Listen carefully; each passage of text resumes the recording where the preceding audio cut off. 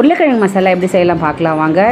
இல்லை 2 table spoon எண்ணெய், 1/4 table spoon கடுகு நல்லா பொரிஞ்சதோ ஒரு பெரிய சைஸ் வெங்காயம் கட் பண்ணி வெங்காயத்தை சேர்த்ததுக்கப்புறமா ஒரு கொத்து கருவேப்பிலை. வெங்காயம் வந்து பொன்னிறமாக வதங்குற அளவுக்கு நல்லா வதக்கிக்கோங்க. 1 டேபிள் ஸ்பூன் உப்பு சேர்த்துடலாம். 2 மீடியம் சைஸ் தக்காளி வந்து கட் பண்ணி இதில் நான் சேர்த்துருக்கேன். தக்காளி சேர்த்ததுக்கப்புறமா தக்காளி நல்லா குழையட்டும்.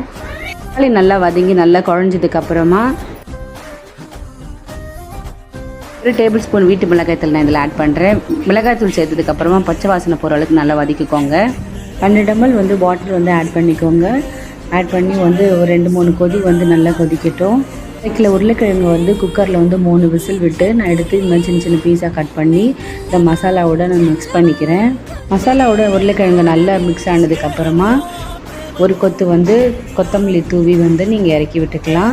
மசாலா உருளைக்கிழங்கு வந்து ரசம் சாதம், சாம்பார் சாதம், தயிர் சாதம் இதோட கூட நீங்கள் வச்சு சாப்பிட்டிங்கன்னா ரொம்பவே டேஸ்ட்டாக இருக்கும்.